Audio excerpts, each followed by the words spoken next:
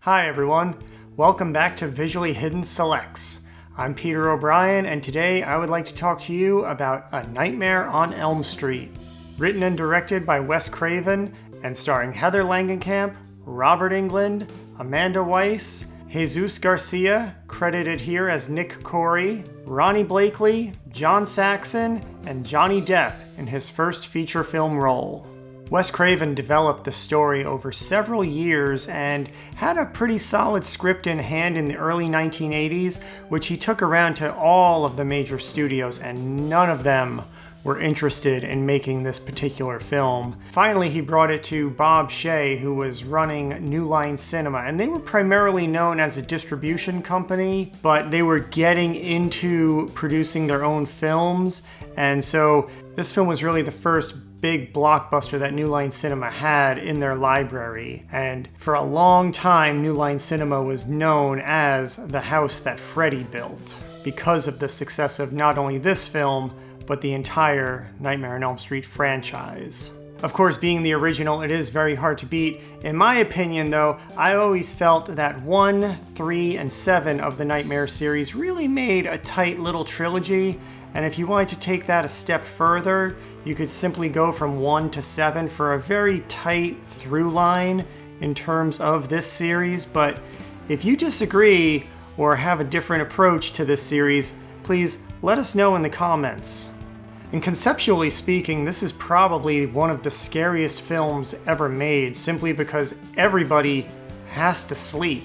There's really nowhere to run from the horror in this story or in this world of Freddy Krueger. You know, sooner or later, he's going to get you, and that's kind of the scariest part, because he gets you when you're at your weakest and you're most vulnerable as well. So that just heightens the tension and heightens the horror.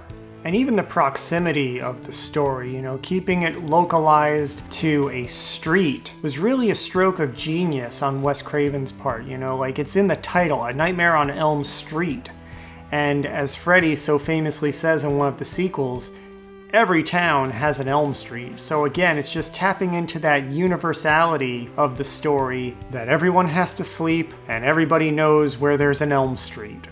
But what's really cool about this particular movie as well is it sets up this whole mythology in terms of dreams and how they play into our lives and what the rules are for this universe. Wes Craven never really intended for it to become a franchise or a series, but that didn't stop the producer from seeing the potential, and part of that potential was in the care that Wes Craven infused into the story. And not only was it a fresh concept in terms of the setting for the horror being in the dreamscape, but the character of Freddy was really a fresh take on the slasher antagonist. You know, prior to this, there was really just the silent killer that was basically a carbon copy of Michael Myers. And you saw it in films like the Friday the 13th series and My Bloody Valentine. It was always this kind of stoic silent killer. The Prowler is another example.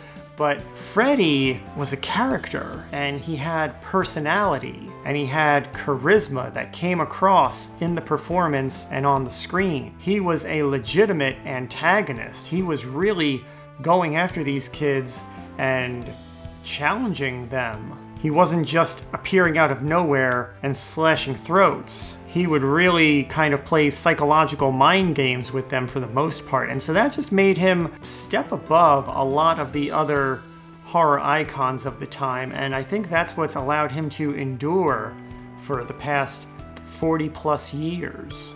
Originally, Wes Craven had considered casting a stuntman in the role of Freddy Krueger, but he realized that for the amount of acting that was required for the character, he would need a solid actor. And he also considered casting an elderly actor and realized that wasn't exactly what he wanted either in terms of the physicality of the role.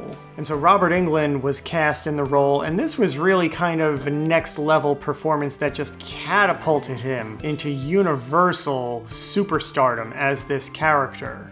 It's really funny because when it came to the sequel, they considered recasting him and found out very quickly exactly what he brought to the character that made it so special. And from that moment on, there was never any question about who was going to be Freddy Krueger. It was Robert Englund.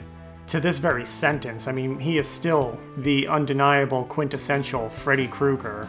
The hero in this film, though, is Nancy Thompson, played by Heather Langenkamp, and honestly, I have had a crush on Nancy Thompson from this movie since I was in like first grade, simply because in the pantheon of horror scream queens, she is the pinnacle, because she actually brings the fight to Freddy a number of times throughout this film. She refuses to be a victim or a damsel in distress, and she is not simply running from the monster, waiting to survive.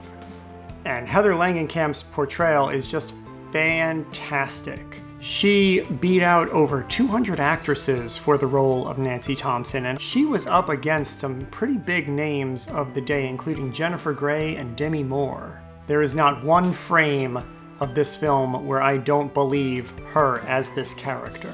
But the supporting cast is also really great. Amanda Wyss plays Tina, who is Nancy's best friend, and she just gives a very strong and haunting performance that kind of peppers throughout the film.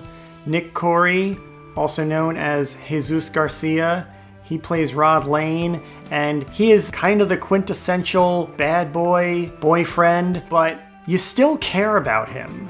Of course, Johnny Depp, this is his first film, and he has one of the most memorable scenes of the entire franchise. It's a personal favorite of mine.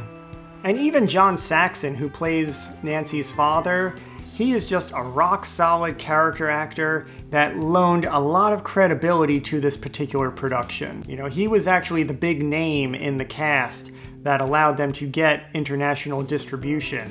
Because again, nobody really knew any of these young actors, and John Saxon is the one who kind of put it over in the beginning. Him and Ronee Blakley, who plays Nancy's mother. I mean, she was an Academy Award nominated actress. Once you get past the horror within the film, you'll find that it's actually the inventiveness of the horror that allows this film to endure.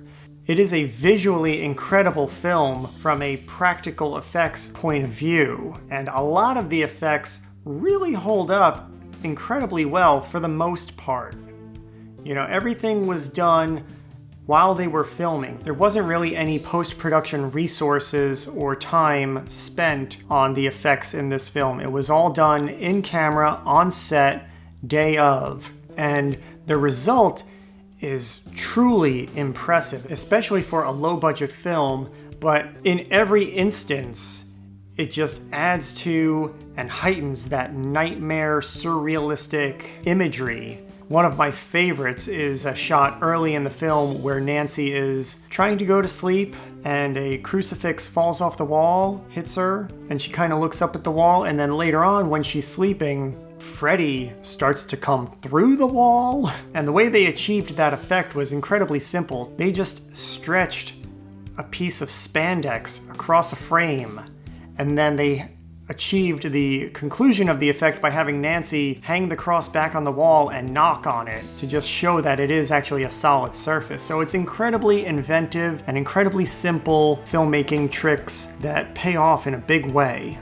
A Nightmare on Elm Street really has this kind of universal appeal, and it extends to the character of Freddy Krueger, so much so that he kind of became the star of the sequels. He was no longer necessarily the antagonist. You know, in some cases, you were rooting for Freddy in a weird kind of way, and that's where I think things just started to slip for the franchise and for the genre as a whole. But this first film really holds up incredibly well. It's shot beautifully, the music is fantastic, the performances are great, and the fact that it's 40 plus years old and still having the effect that it did when it was first released is just a testament to the quality of all the elements involved. As fun as some of the sequels are, none of them really match up to what is achieved in this particular film. So that's it for Nightmare on Elm Street. I really hope you like this recommendation, and don't forget to subscribe so you don't miss any future selections. If you do watch A Nightmare on Elm Street, please leave us a comment and let us know what you think of the film. We will be discussing it at length on the next Visually Hidden Selects podcast, so be sure to tune into that. And until next time, see ya!